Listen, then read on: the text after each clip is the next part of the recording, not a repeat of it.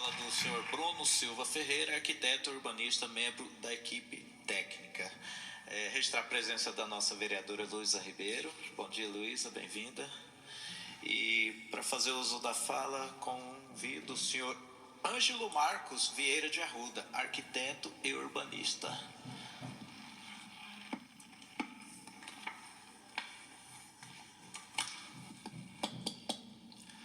Bom dia a todos e a todas.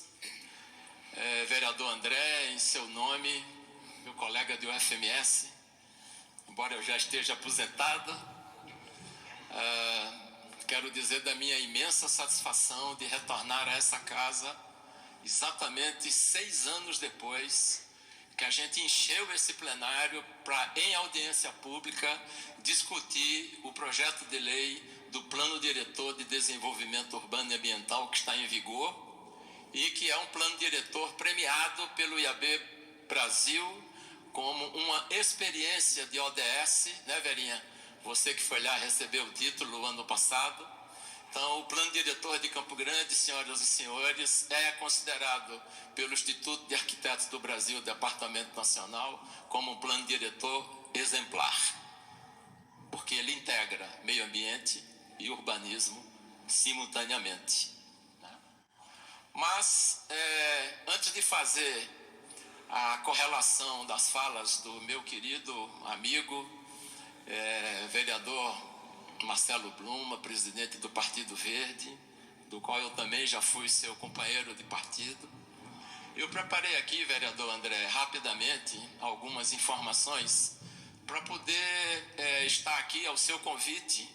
Hoje eu moro em Florianópolis, mas morei aqui na cidade 37 anos e, de fato, como coordenador do Observatório de Arquitetura e Urbanismo da UFMS, eu coordenei o trabalho de vazios urbanos, que é um trabalho que foi bastante importante para a revisão do Plano Diretor de 2016 e 2017, e o Densidade, Verticalidade e Sustentabilidade, que também foi outro trabalho utilizado em mapa a partir daí, né? Então vamos à história.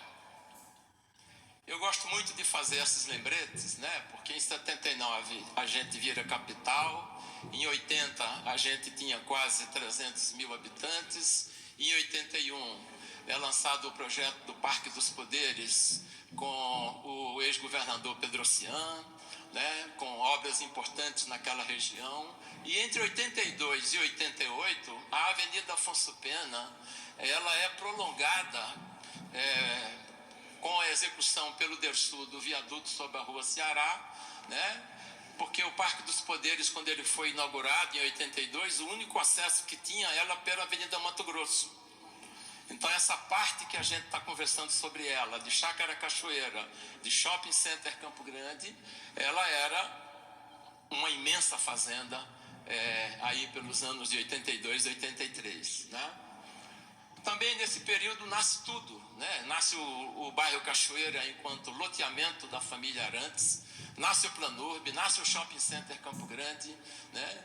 Nasce a ideia de um parque que hoje está de pé, que é um dos mais belos parques urbanos brasileiros, né?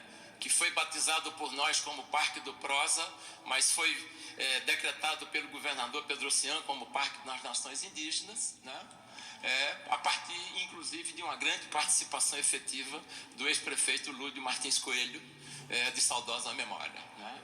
E entre 89 e 95, o Pedrocian lança e a cidade ganha os parques, né? Os grandes parques da cidade, inclusive o Parque das Nações Indígenas, é implantado nesse momento.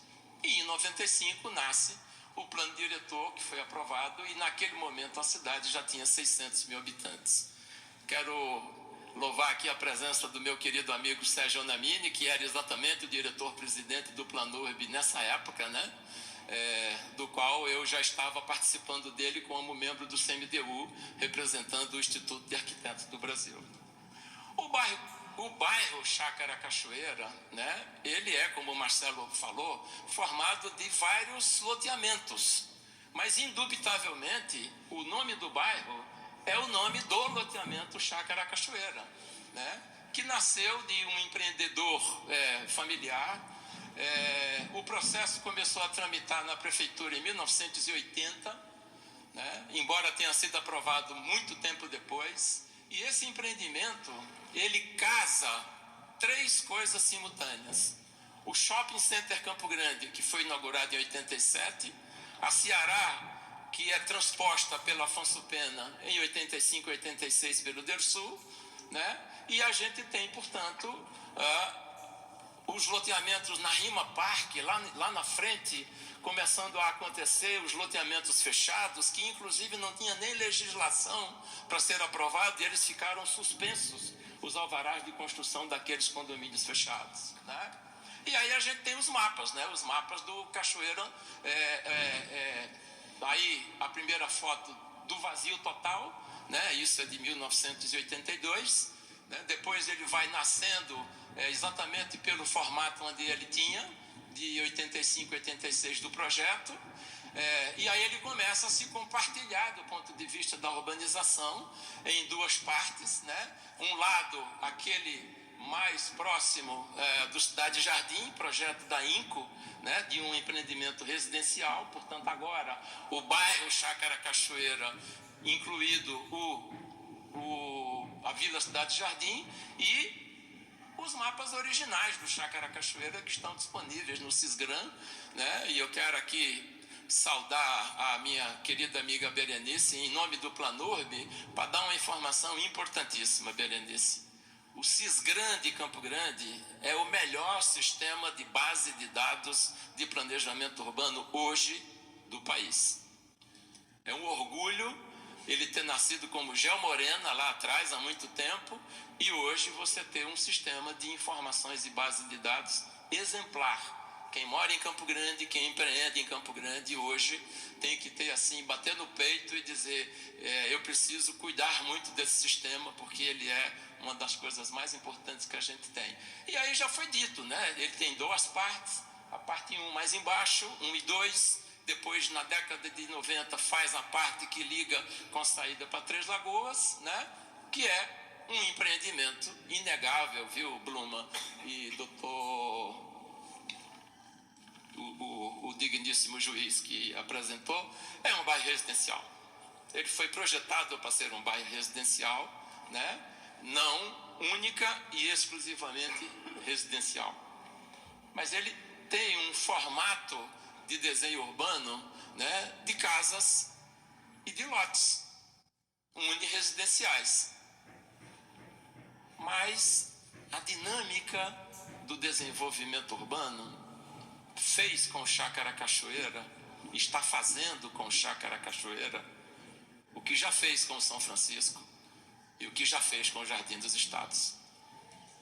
O Jardim dos Estados é o maior exemplo que a gente tem, né, da década de 60, que era um bairro exclusivamente residencial, e no dia que começou-se a pensar na possibilidade de empreender edifícios verticais no Jardim dos Estados, esta mesma discussão que a gente está tendo aqui hoje foi feita de outra forma, porque os fóruns ainda eram menores e menos importantes, professor André, do que hoje. A Câmara hoje tem um microfone muito importante, democrático, para abrir para a sociedade, que nem o senhor está fazendo, né? Dando voz e dando luz e trazendo o debate das coisas importantes, ouvindo os dois lados. Os dois lados sendo ouvidos é a melhor coisa do mundo. Democracia só se faz assim. Não é a minha opinião, a opinião da Berenice, do Magudes, quem quer que seja, do Bluma, não. É o consenso do bom senso, né? Então, nesse momento em que a gente tem o Chácara Cachoeira sendo incorporado a um shopping que já estava totalmente implantado, a um Afonso Pena que ganhou um corredor, a Raul Pires atravessando o Cesup e se transformando no enorme corredor, a implantação do Hospital Proncor, a implantação daquele gigantesco empreendimento ao lado do Proncor do setor de transporte, né?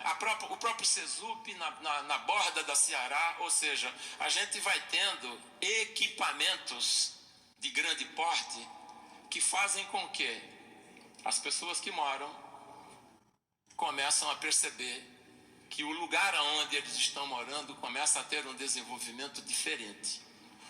E quando eu digo desenvolvimento diferente, pessoal, a gente tem um recorde nacional que eu puxei hoje de manhã do IBGE.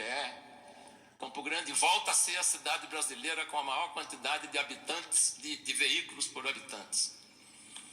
Nós estamos com 664 mil veículos registrados no Detran hoje, o que dá uma taxa de 1,67 habitante, 67 para cada carro. E você sabe que, diferentemente dessa taxa, veículo habitante, não é a verticalização que faz isso.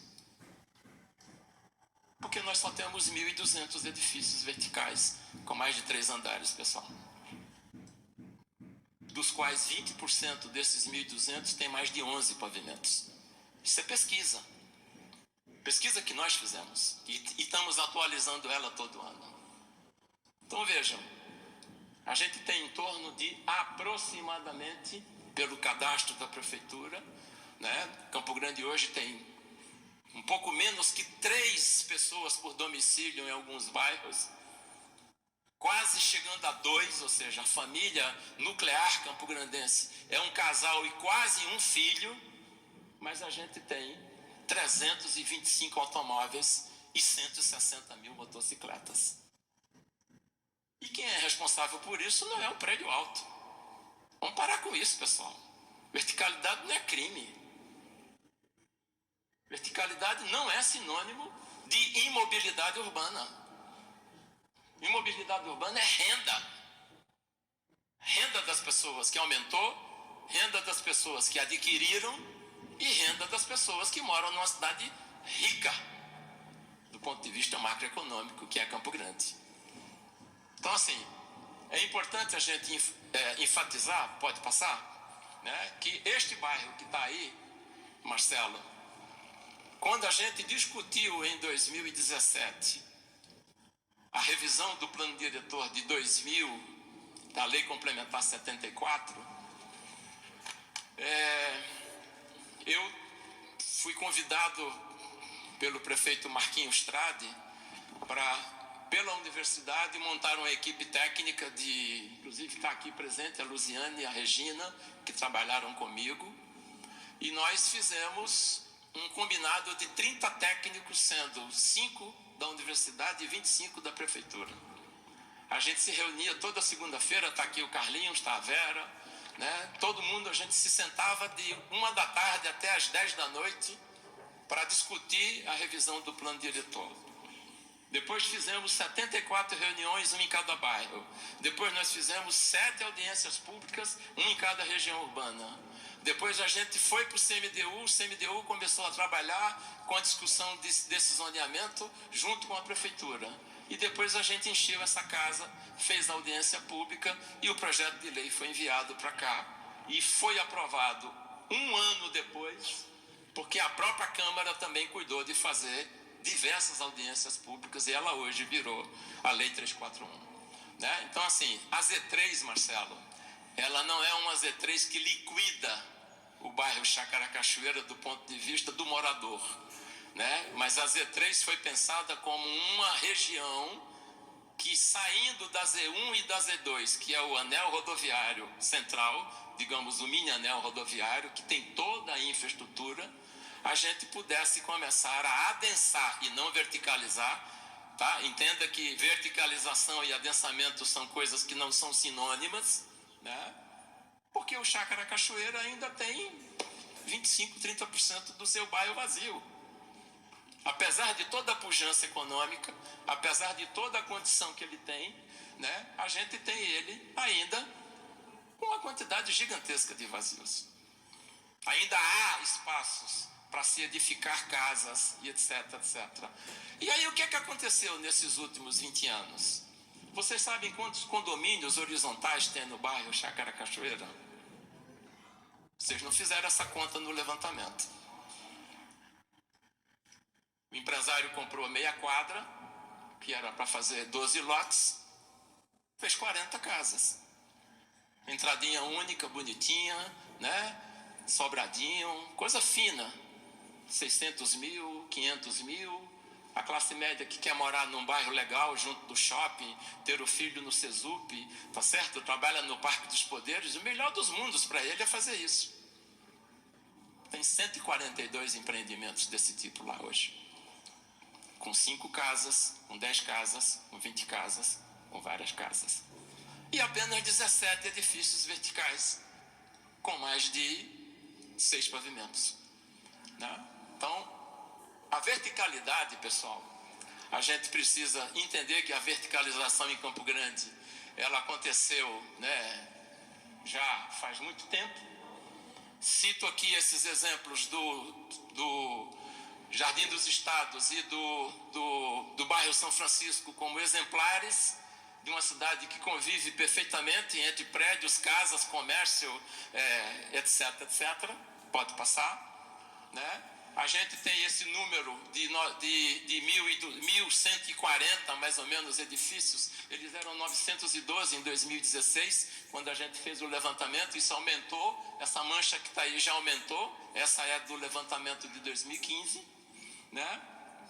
E especificamente na verticalização da bacia, né, da região urbana do Prosa, ela é uma das menores da cidade, apesar de ter a maior quantidade de vazios de uma região urbana super bem localizada.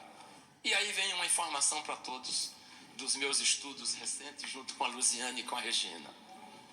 Durante 60, 70 anos, Campo Grande era uma cidade que crescia para o sul. Moreninha, em 1980, Aerorancho, em 1983, puxaram a cidade para o sul. Eram os 2 bairros mais populosos da cidade, historicamente. Hoje, os dados de hoje do Planurb mostram que a coisa mudou para o norte. Os 2 bairros mais populosos de Campo Grande hoje são o Tiradentes e o Nova Lima. Por quê? O que aconteceu entre os últimos 40 anos que fez Tiradentes e Nova Lima se transformarem em bairros com 70, 80 mil habitantes, ultrapassando Moreninha, que continua com 40 e poucos, e o Aerorancho, que se consolidou com 50 mil e poucos. Um processo gigante de urbanização do seu entorno. Tiradentes com Dama e companhia, o Shopping Bosque dos IP se consolida enquanto shopping center de Campo Grande. Resolve-se a drenagem da bacia do Nova Lima e região, e o lote começa a ficar de bom acesso para as pessoas. Então eu construo mais nessa região. Então a gente tem uma possibilidade da Z3 empreender 4 pavimentos, 5 pavimentos, 6 pavimentos, o que é ótimo. Pode passar, por favor. Pode passar, porque isso aí a gente já viu, né? Isso está relacionado com o vazio como um todo, que eu quero entrar na parte final já, né? Esse é o Chácara Cachoeira, que mostra, né, que ele tem 4 mil e poucos imóveis, tem uma densidade populacional de 35,6, baixíssima densidade, é um bairro caro para ser mantido pelo poder público, e é um bairro caro para vocês que moram lá, porque o IPTU de vocês é caro, porque a divisão dos serviços pela quantidade de pessoas ainda não atende o mínimo requisito de 80 habitantes por hectare mínimo do professor Juan Mascaró em suas publicações técnicas e científicas, né? Então, a gente tem um bairro cuja verticalização, edifícios com mais de 4 pavimentos, é apenas de 17. A gente tem uma densidade de 36, uma população de 12 mil, 1,27% da cidade, e ainda temos imensos vazios urbanos e lotes e glebas. Mas o plano diretor que está em vigor, ele pretende, né? Ele está em vigor há 5 anos só. 5 anos que ele está em vigor. Ele pretende que Campo Grande seja compacta, ou seja, quanto mais gente morando por hectare, melhor. E aí eu quero fazer uma confrontação à leitura que o juiz fez aqui no começo. Essa é a fonte que o senhor leu. Se eu te passar 10 outras fontes, elas são exatamente o contrário, tá? Aonde verticalização, densidade e qualidade de vida são sinônimos, sim, nas grandes metrópoles do mundo. Hoje, as pessoas estão abandonando o veículo, andando de bicicleta e andando a pé, para trabalhar mais perto, morar mais perto, ter os custos mais baratos, conviver pacificamente com as áreas de lazer, e isto só se consegue combinando todos esses fatores que a gente está trabalhando aqui. Adensar com um pouco de verticalização, e a verticalização ela é sustentável. Vamos pegar um exemplo de um terreno de 40 por 60 para fazer 100 apartamentos. Se eu fosse fazer 100 casas, eu ia precisar de 3 quadras. Eu vou desmatar 3 quadras, eu vou fazer serviços de saneamento individual para cada um, eu vou esburacar a cidade, eu vou fazer energia. Tudo isso é compactado na verticalização. Então, não vamos tratar a verticalização como um bicho de 7 cabeças que é responsável pelas mazelas, né, eventualmente ocorridas e ocorrentes em Campo Grande e em qualquer outra cidade do mundo, porque isto não é uma verdade científica. A verdade científica é a que eu falei, que Campo Grande tem 1,67 veículos por habitante. E isto não é a verticalidade quem compromete. Se a gente tem uma mobilidade ruim em Campo Grande hoje, é porque falta investimentos de plano de mobilidade, de investimentos de transporte de alternativos. Professor André, em 1987, quando eu presidi o Planurb, a gente escreveu um trabalho que Mara Gordin, saudosa amiga Mara Gordin, economista, escreveu, dizendo o seguinte: projetando Campo Grande para o ano 2000, com as taxas de crescimento que a gente vinha tendo, a gente pode chegar a 1 milhão de habitantes. 1 milhão de habitantes já dá para a gente discutir metrô de superfície. A gente colocou esse assunto na rede, levamos pau de tudo quanto é lado. Principalmente da turma que trabalha com ônibus, né? Porque para quem trabalha com ônibus há 50 anos, o que ele não quer é que apareça uma outra modal de transporte para ele. Senão ele perde. Tudo bem, Campo Grande não tem tamanho para fazer metrô de superfície, porque a cidade boa para fazer metrô de superfície é 1 milhão. Nós já estamos com 1 milhão já. Cadê o projeto de metrô de superfície? Cadê o projeto para carregar mais gente por quilômetro? A gente não tem ainda, né? Então isso é preciso ter, né? E é preciso fazer com que as pessoas comprem menos carro, fazer com que as pessoas saiam de casa de bicicleta, usem o outro transporte alternativo, saia de carona. Agora sai todo mundo de carro ao mesmo tempo, na mesma hora, para levar todos os filhos no colégio. Aonde? No Paulo Freire, que fica exatamente dentro do bairro Chácara Cachoeira, a Jeribá, e estoura, pessoal. Isso é óbvio, né? Essa cidade com mobilidade, e Campo Grande uma cidade de oportunidades. Isso está escrito no plano diretor, né? Que foi aprovado pela Câmara. E finalmente, para concentrar a discussão na parte teórica, eu não vim aqui defender nem A nem B, né? Eu te agradeço imensamente o convite que a Ana Laura mandou para mim, tá certo? Casou interesses de estar aqui para fazer outras coisas sobre a minha família, e estou aqui hoje presente para finalizar dizendo o seguinte: verticalizar faz bem à saúde das cidades.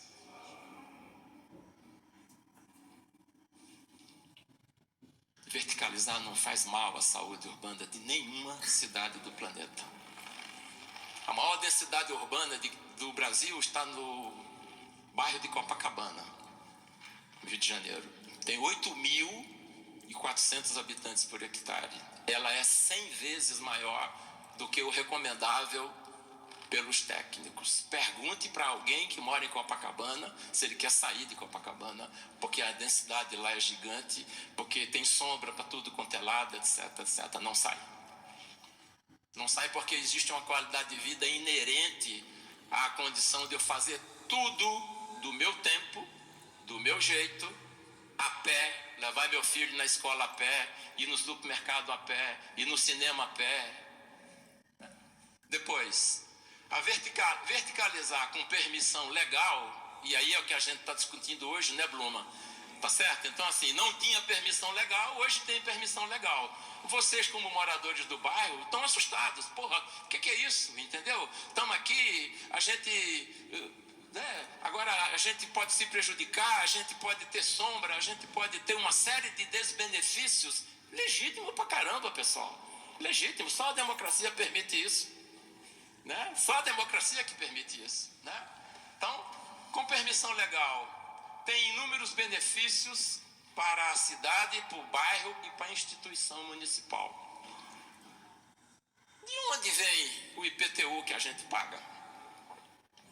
Como é que a prefeitura faz o cálculo do valor venal do imóvel de cada um dos senhores aqui? Vocês têm ideia?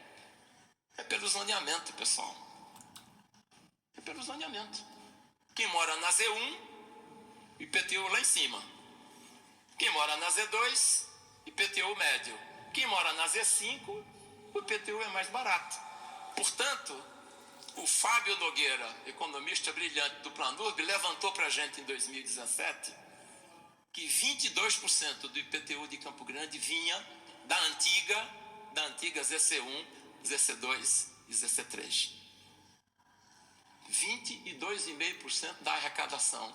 Porque o lote já é caro, porque está na zona de alta densidade. Quando você constrói um edifício, todo mundo que mora vai pagar pela zona que está morando. Então, aquele IPTU do apartamento é renda para o município. E se for bem aplicado, o município acaba trazendo benefícios para todo mundo, né? Verticalizar não é sinônimo de problemas urbanos, ao contrário. A turma do meio ambiente, a turma da área ambiental, né, da discussão de qualidade de vida ambiental, né, se junta a essa discussão, informando que é preferencial que eu concentre toda a infraestrutura num lote, para muita gente, do que eu dividir a infraestrutura horizontal para um monte de pessoas, do ponto de vista ambiental. Le Corbusier já falava isso em 1922, há 100 e poucos anos atrás, né?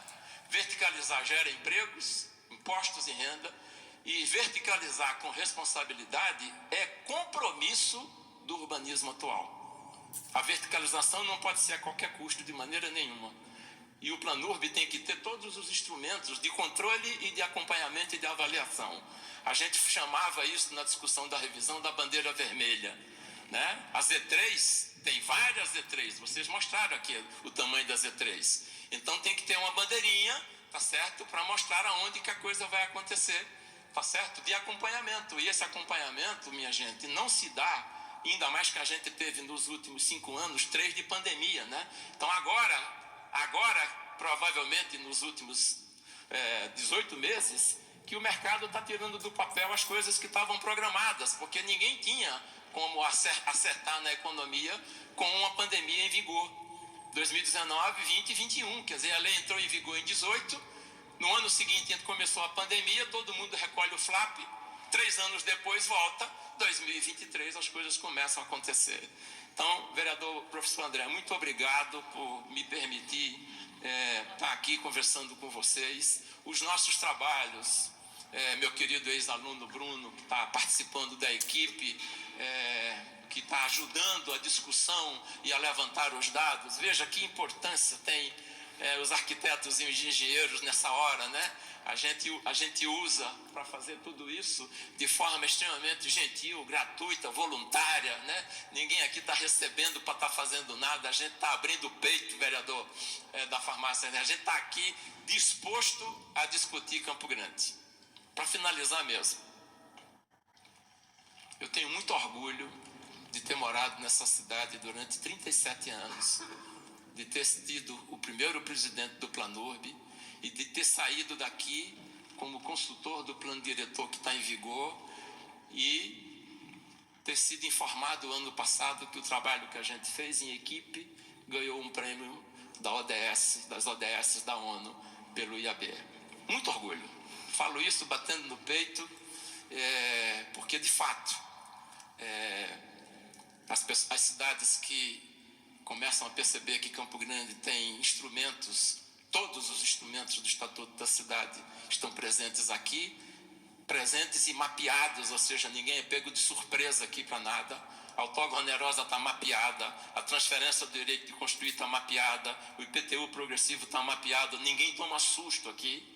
E, infelizmente, aos moradores do Chácara Cachoeira, que estão tendo esse problema pontual com 1, 2, 3 empreendimentos, né, surge essa oportunidade de colocar na mesa a responsabilidade pública do setor privado. Muito obrigado. Obrigado, senhor Ângelo Marcos, pelas suas contribuições.